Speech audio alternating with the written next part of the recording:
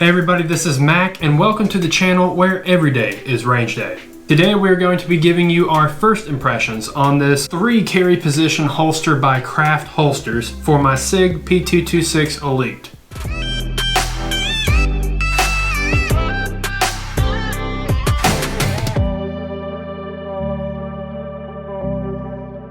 Before we get any further into the video, just to clear a few things up, this holster was sent to us by Craft Holsters. Craft Holsters has a wide variety of different holsters and a wide selection of holsters for a wide selection of different handguns. They even have holsters for handguns that are not very popular or not very common. So if you're trying to find a holster for a certain handgun and you haven't had a lot of luck finding a holster for it, you might as well check them out. They may have what you need. Several months ago, they reached out to us and sent us another holster for which Chandler reviewed earlier. And after talking to them again, we decided we wanted to review another one of their leather holsters because the first one was a good one. But with that being said, we are still going to remain unbiased in our review. Out of all the holsters on their website, this one intrigued me the most. This is the 3 carry position holster in mahogany leather. This holster is a leather holster and was made for Craft Holsters by Vega Holsters. It is made out of 100% real Italian leather and it is tanned in this mahogany color. It is joined together with some very durable stitching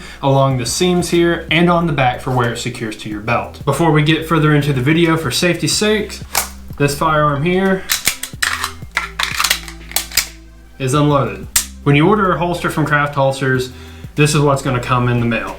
You're going to get a box or a bag of some sort. Mine came in a box. Inside this box we have a fabric bag, which if you want to keep your holster in it for travel or something like that, that's what that's for. It's not big enough to fit the firearm in it too. You could probably use it for keeping some hardware or certain things associated with the holster in this, but I wouldn't put anything too heavy in it because it does feel like it's just made for lightweight things. Get that out of the way. It also comes with a little Allen key to adjust parts of the holster, which we will get into later in the video.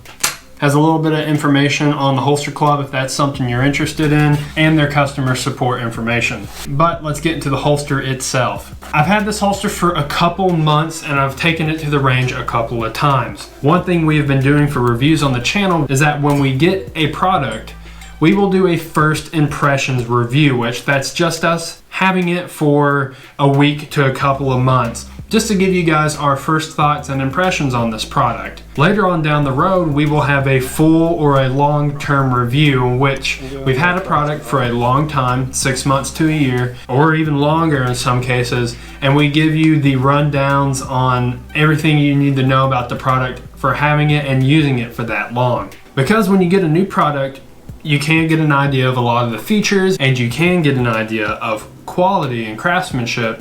However, if you have something for an extended amount of time, you really start to get to know some of the little tiny flaws, some of the kinks in the design that start to become apparent. Not so much the craftsmanship, but just usability of a product. And so today, this is going to be our first impressions of the Craft holster with 3 carry positions for the SIG P226 Elite. Like I've said already, this is a leather holster and it has 2 degrees of retention. The passive retention from the friction of the firearm and the holster, and also it has a strap that secures the firearm into your holster on top, and it is controlled by a button here which is easily and quickly released by pressing your thumb to the side. That second level of retention is something I look for in an outside waistband holster that's going to be used for concealed carry. Usually when I have an inside the waistband holster, I don't really care that much about having a second level of retention, but since this is an outside waistband holster, that is something that adds a little bit of extra security to your mind. The passive retention on the holster can be adjusted with a screw that is connected to a rod here at the end of the holster. What this does is it allows you to adjust the retention on the holster. So if it's too tight or it's a little too loose for your preference, you can just get that key that it comes with and tighten that up. When I first got this holster, it was a little stiff at the range from drawing, but after several draws, it did loosen up and break in. And that's something to expect with leather holsters. When you buy a Kydex holster, it's pretty much ready to go. It's form fitted to your firearm and the retention is easily adjusted. With leather holsters, These are handmade and will require a little bit of break-in, so that's something that you need to be aware of. Craft Holsters has an option to purchase a break-in kit when you buy the holster. That's something I opted out to do just to see how they were off the bat as is, but Chandler decided to get a break-in kit with his holster and it helped tremendously. So if you decide to buy a holster from Craft Holsters or any leather holster for that matter, it would be a benefit to go ahead and purchase that break-in kit so that you can get your holster nice and loose so that it doesn't mess up on your draw. After about 20 draws from the holster, this thing loosened right up and it was easy to draw from the holster. No issues. The reason I selected this holster, the review from Craft Holsters, is the fact that it is extremely versatile. On the back, the belt loops are patterned in a way to which you can carry this in 3 different positions on your belt. Now, it does have those 3 positions to carry. Your classic 3 and 4 o'clock carry vertically, your cross draw for 10 to 12 o'clock on your body, and that 6 o'clock upside down carry for which it sits on the back of your belt like this. I took this to the range and tested out every single one of those positions, first starting off with the classic 3 and 4 o'clock. When I was first getting into practicing at the range and getting into finding a concealed carry that worked for me, I started off with a 3 and 4 o'clock carry holster. So this wasn't anything new to me, and this holster is great in 3 and 4 o'clock. It was a little stiff at first, but after about a dozen draws, it really loosened up and it was not an issue for the rest of the time I've had it. It is quick in 3 and 4 o'clock because that is a very natural place to have your firearm on your dominant hand. So nothing really crazy there. It does great at 3 and 4 o'clock. This holster has the firearm set a little high on the belt. Even with it being outside the waistband holster, it is very concealable at a 3 and 4 o'clock carry position. Moving on to cross draw, that was something also I was interested in. What I carry most of the time is an appendix carry holster. This was the quickest way to carry it, having the holster in the front, able to draw and present with it being at your 11 o'clock. I found that I was getting the quickest times with that on the range, and also it is very natural. Especially since it sits higher on the belt, sometimes it felt like I had to reach a little high over on the 3 and 4 o'clock, but having it here with me right in front, very natural and easy to present and quick.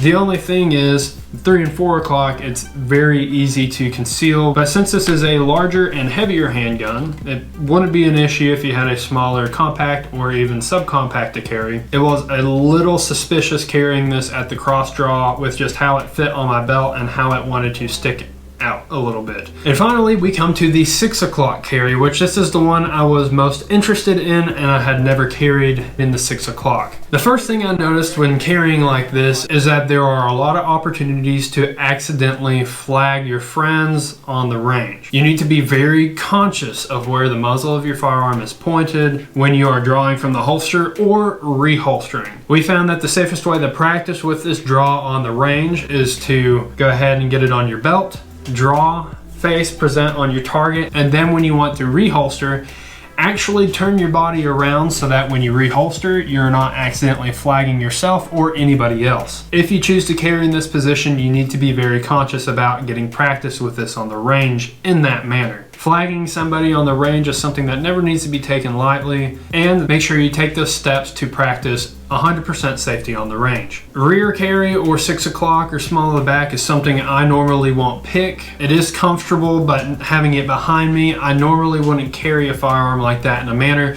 unless I'm in a team setting or environment where I have someone watching my back. If you do a lot of work outside, especially doing some yard work, or if you're on a farm or you have a lot of property, having this open carry outside waistband at the 6 o'clock in that manner is something that would be very beneficial.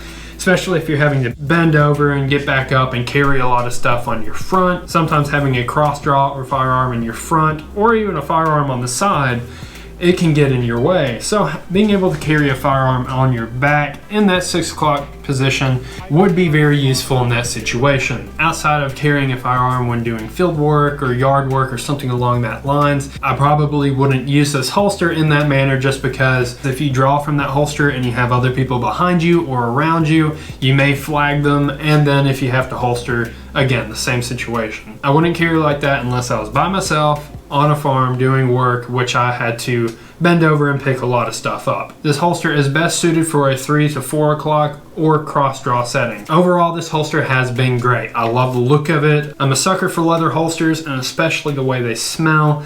And so far, this has performed very well. I was able to, after getting some practice with it on the range, get some very good and quick times with the shot timer and get a chance to break in the holster a little bit while I was at it. So far, from what I can tell, it is well made. It is held up to use at the range, and there aren't any early signs of poor quality. The craftsmanship on this holster, from what we can tell, is very good. It's handmade, very well made from Italian leather, and we're excited to see how it holds up over time. After we get some more use and time with this holster after several months of using it on the range, we will let you know our long-term and full review of the holster and how it's held up to reps at the range. So in the future, be looking out for that. Again, thank you to Craft Holsters for sending us this holster for a review. And if you all get a chance, go check them out. They may have a holster that you're looking for. If you like this video, please let us know by leaving us a thumbs up. If you have any questions or comments, please leave those in the comment section below and we will get back to you. If you like the video and you want to keep up with the channel, go ahead and hit that subscribe button. And if you hit that bell, you'll be notified when we drop new videos. We've got a lot of good content coming your all's way, and we really appreciate all the support that we've had recently. This has been Mac with Range Day, where every day is Range Day. Thank you all for watching. I drank 2 cups. How the press down or pull up, Trev? Not just pull up. Pull up? Ah, yeah. Nothing to see here.